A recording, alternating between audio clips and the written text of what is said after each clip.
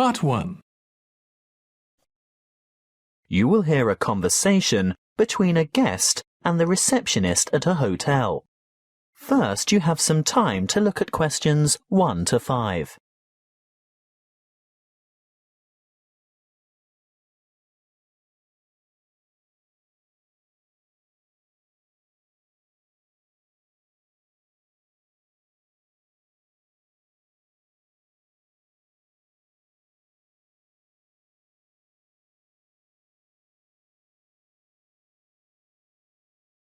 Now we shall begin.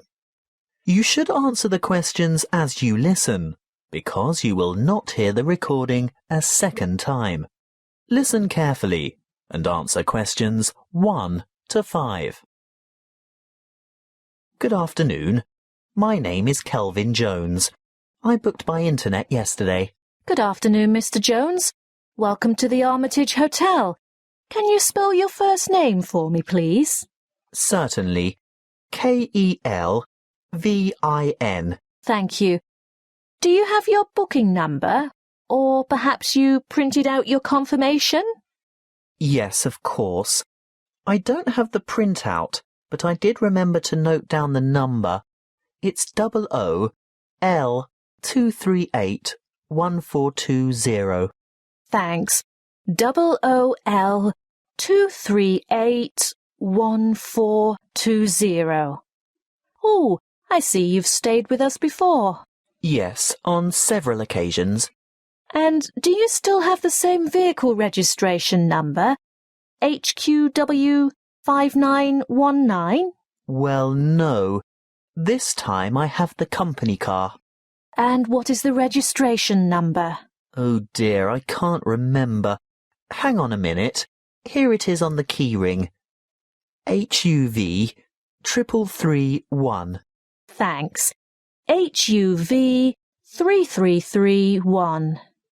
Now, today is the 21st of May, and I see you've booked a deluxe room on the 5th floor, room 501. Really? I booked a deluxe room? I usually only ever have a standard double room. It's the off-season, Mr. Jones, and we've upgraded you. How nice. And what does the deluxe room have? Is it as good as a suite? Almost. It has all the usual, plus a spa bath, fully stocked bar fridge, a king-size bed, and a balcony. Is there a view from the balcony? Yes. Is that a view of the bay? Yes, and a glimpse of the Blue Lagoon as well. Very nice. I hope it'll be warm enough to sit out there. We can't guarantee the weather, Mr. Jones, although we do try to make your stay as comfortable as possible. Thank you. Now that you mention comfort, is it possible to have some extra pillows, please? I have a sore shoulder, you see, and I need to prop it up at night, or I don't get any sleep. Well, you'll find pillows on the bed, of course, and we can send up a couple more later. Well, I'd appreciate that. One more thing. You paid by credit card over the internet. Can I see your credit card, please? Oh, of course. And some photo ID? What would you like? Driver's license? Yes, that's fine. You're staying for 5 days, is that right? That was the original plan, yes. But the conference has been cut short by 2 days because the keynote speaker is ill. So I'll be going home on Wednesday. So that's just 3 nights in all. Afraid so. Before you hear the rest of the conversation, you have some time to look at questions 6 to 10.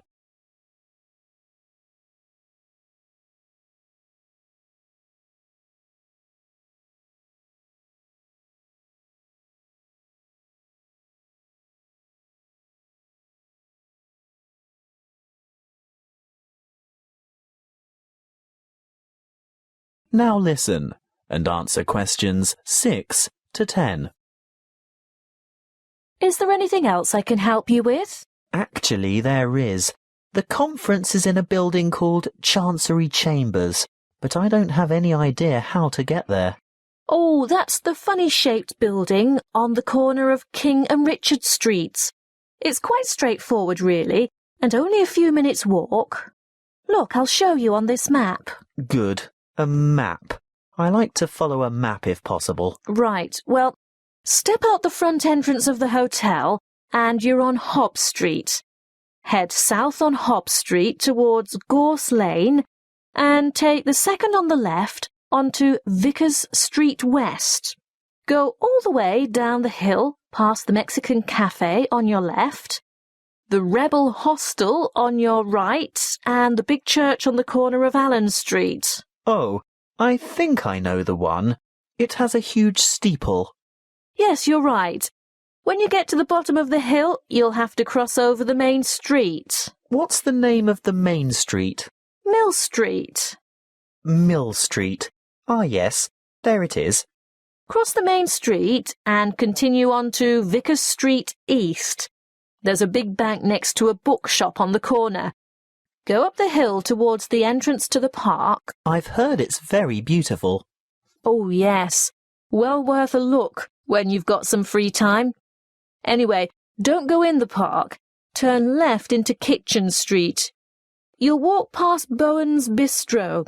Actually, probably the best place to get a good lunch at a reasonable price. After Bowen's, take the second left into Baker's Lane. It's a very short street. Then take the first on your left onto King Street, and you should see the Art Deco Chancery Chambers building a bit further along on the corner of Richard Street. Oh, thank you for that. I'm most grateful.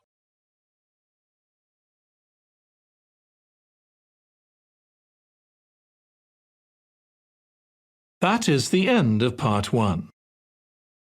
You now have 1 minute to check your answers to part 1.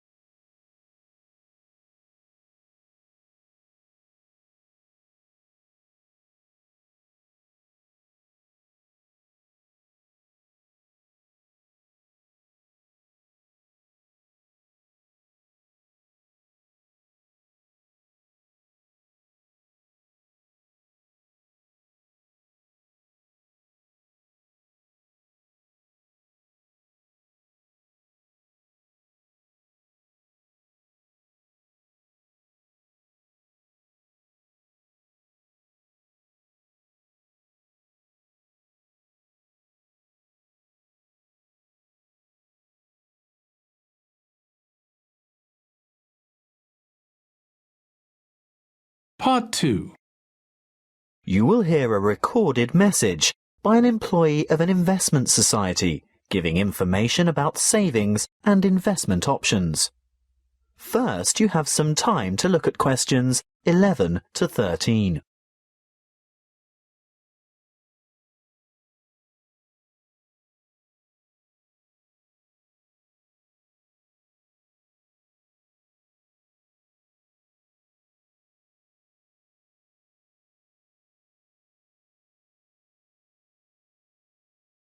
Listen carefully and answer questions 11 to 13.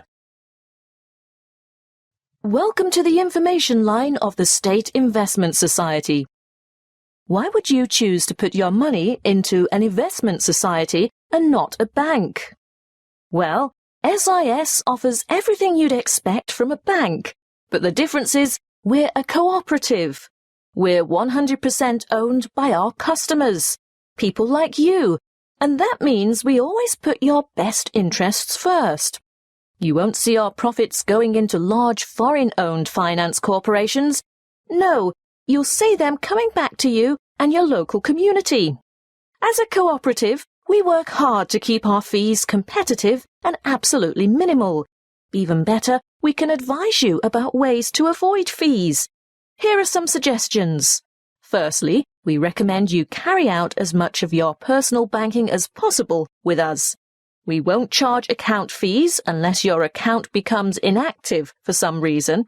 See? No unnecessary fees. Secondly, if you maintain certain minimum account balances, you won't have to pay any transaction charges for transferring money between any accounts that have the same customer number, although there may be some service charges that apply, such as the establishment of automatic payments. So, how can we help you? Before you hear the rest of the talk, you have some time to look at questions 14 to 20.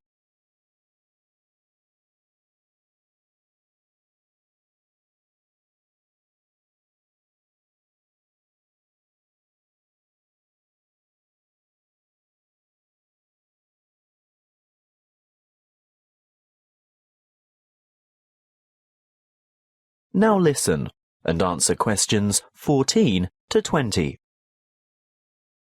Let's look first at savings options. We can give you 3 options. Our internet account earns you interest from your very first dollar deposited. You don't have to maintain a minimum balance, and you earn a good interest rate from the start. Interest calculated daily and paid into your account monthly. You always have immediate access to your money by using the internet, text or telephone banking. What's more, there are no account or transaction fees. With our Stairs Saver scheme, the more you save, the higher interest you earn. Again, there's no minimum balance, but as your balance grows, you'll earn higher interest rates. There are 3 interest tiers or steps, plus bonus interest. Interest is calculated daily and paid monthly. Now, what about access to your money? You are free to make as many withdrawals as you like, but if you restrict them to 1 a month and your balance increases over that month, then you'll earn that bonus interest. With our simple saver scheme, access is available anytime and we don't impose penalties for withdrawals. This scheme has 1 interest rate, no minimum balance, and interest is calculated daily and paid annually at the end of the financial year, the 30th of June. So, you can see that savings accounts are ideal if you're starting from scratch. Do you know you can open a savings account with as little as $10? They're usually the best choice for short-term financial goals. For the longer term, we recommend some kind of investment account. Let's take a look at our investment options. Starting with the safest, the most secure, low-risk option is a basic term deposit, starting with a minimum deposit of $1,000. Interest is calculated daily, but you can choose whether to have it paid out monthly, quarterly, or at maturity. What we recommend if you really want to see money grow is having interest compounded quarterly. You'll only get access to your funds when your term deposit matures, so be sure to think carefully about the amount of time before you lock it away. It could be anything from 6 months to 5 years. Bonds are generally a longer commitment, but they may bring better rewards in the future. There is a minimum deposit of $5,000 and interest is calculated daily. You may choose to have interest compounded quarterly or paid out quarterly. And, of course, you'll have access to your money when your bond reaches maturity. Looking really long-term, there is our retirement fund, which is, of course, a savings plan for retirement. There is no minimum deposit, but the good news is that you can choose to contribute a certain percentage of your income before tax is paid on it. As for interest, well, you choose a particular type of fund which has a different level of return depending on the level of risk. And access? Well, not before you turn 60 years old. As I said, it's a retirement scheme. That is the end of part 2. You now have 30 seconds to check your answers to part 2.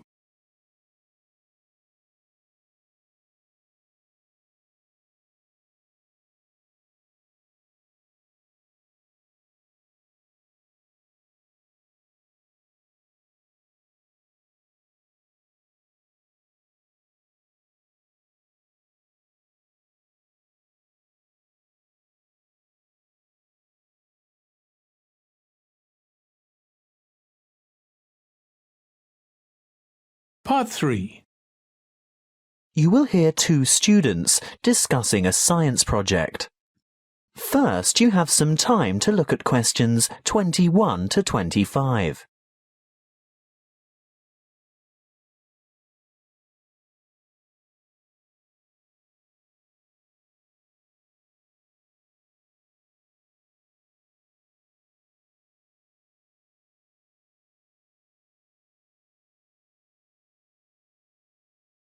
Listen carefully and answer questions 21 to 25. Hi, Julia. Hi, Bob. Thought about the science project yet? Which one? The presentations are scheduled for next month. The experiments that you and I are working on to demonstrate density, buoyancy, and the compression of gases. That'll be complicated. Well, it's not supposed to be.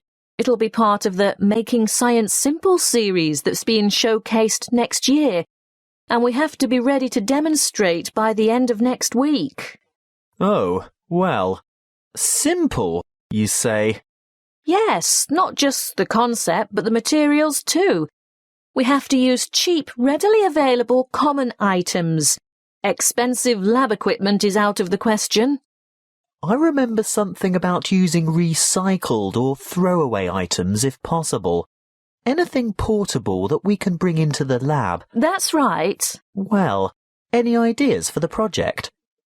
What about the classic Cartesian diver?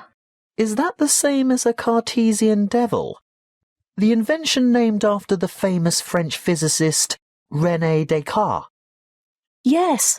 A long time ago, superstitious people labelled it that because they couldn't comprehend the scientific principles it demonstrated. They thought it was black magic. How shall we do it? By keeping it as simple, transparent and economical as possible. So, to start with... Open your pencil case and let's have a look. You haven't got any... Any what? Paper clips. Oh, there are lots of them in the bottom of my bag. They slip off my papers and collect in the bottom. Look, here's half a dozen. But they're all big metal ones. I want little ones. Small, vinyl-covered multicoloured ones. Oh, I've got one or two of them too. Great, and if we look around, especially on the floor, we're bound to find a few more. See? Here. What else do we need? A small rubber band. Well, I've got one of those in my pocket. No, not that kind. Let's go and ask Tara. Why? Those really small coloured bands for making ponytails are ideal. Hey, Tara? Yes? Have you got any spare rubber bands, like the ones you fasten your hair with? Oh, heaps. A whole packet full. Help yourselves. Terrific. So far it hasn't cost us anything. What now? Let's go and rummage through the recycling bins beside Joe's mini market. What for? We want a 2-litre plastic soft drink bottle with lid. Hey, I draw the line at sorting through other people's rubbish, and we're also not likely to find one with a lid. Well, go into the store and buy 2 litres of soft drink. What flavour? It doesn't matter what kind of drink you get. Just make sure it comes in a clear PET bottle. Where are you going?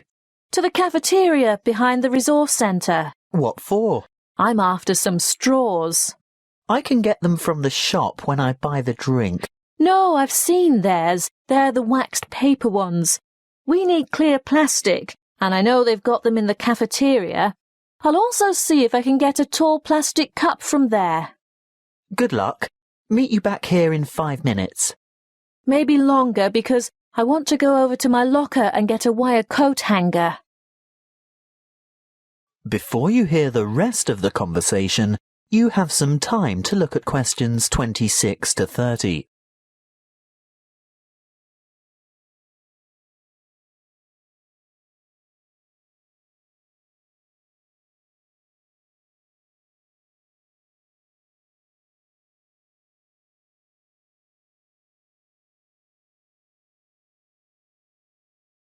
Now listen and answer questions 26 to 30.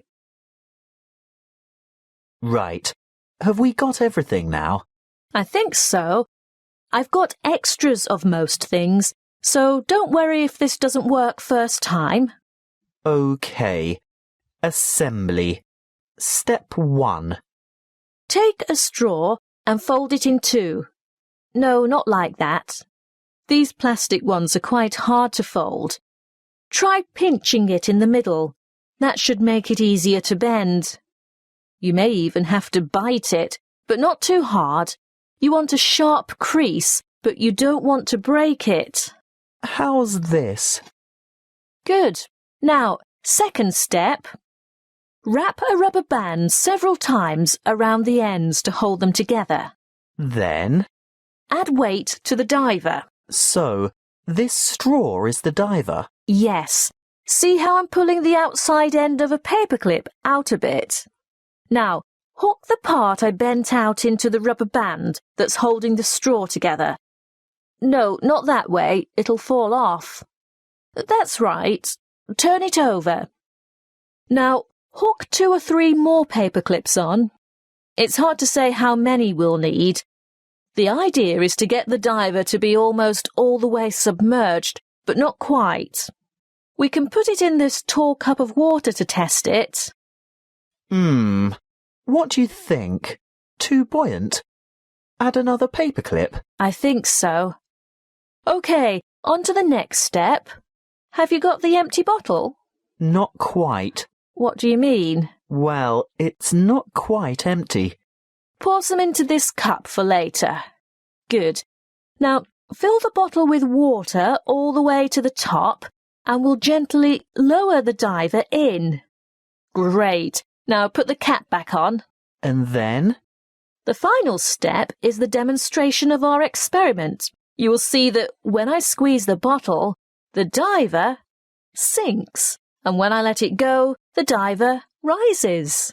When you squeeze, the air bubble trapped in the straw compresses and the water rushes in, making it heavier, so it sinks.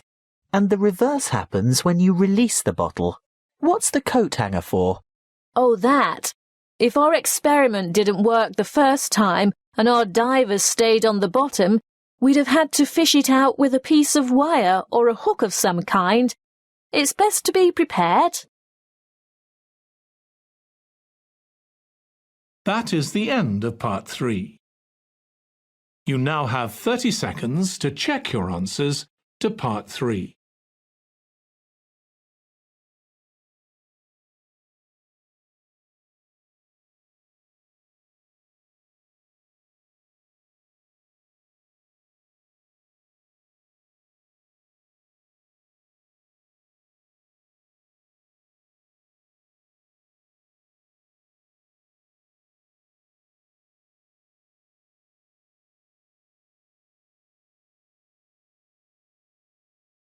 Part 4.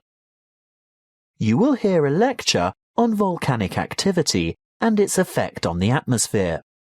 First, you have some time to look at questions 31 to 40.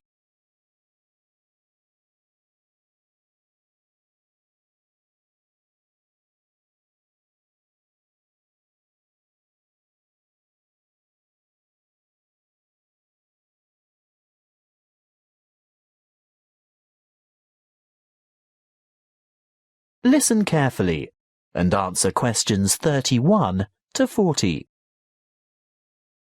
Good morning, everyone.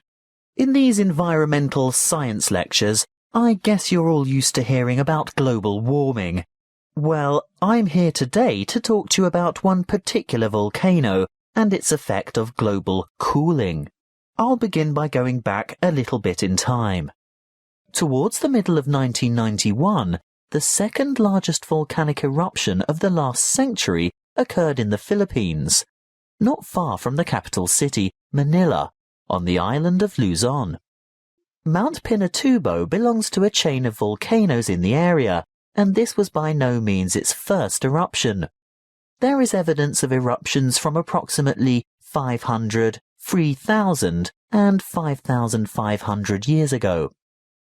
The events of the 1991 Mount Pinatubo eruption began in July 1990, when a magnitude 7.8 earthquake occurred 100 kilometers northeast of the Pinatubo region. The sleeping giant was reawakened, but few people had any idea of what was in store for them. In mid-March 1991, many earthquakes were experienced around Mount Pinatubo, and this is when volcano scientists, or volcanologists as they are called, started their investigation of the mountain. Before the disaster, thousands of people lived in very close proximity to the mountain, and on April 2nd, small explosions from vents near the crater dusted their villages with ash. This resulted in the order for evacuations of 5,000 people later that month. Earthquakes and explosions continued to harass the residents, and on June 5th, a Level 3 alert was issued for 2 weeks because of the possibility of a major eruption. However, the appearance of a large amount of lava protruding from the mountain on July 7th led to the announcement of a Level 5 alert on June 9th, indicating an eruption in progress. An evacuation area within 20 kilometers of the volcano was established, and this time 25,000 people were evacuated. On the following day, Clark Air Base was evacuated, and the danger radius was extended to 30 kilometers from the volcano, resulting in the total evacuation of 58,000 people. On June 15th, just after midday, the eruption of Mount Pinatubo commenced and lasted 9 hours, causing numerous major earthquakes due to the collapse of the land at the top of the mountain and the creation of a huge caldera. What's a caldera, I hear you say? Well, it's obvious really.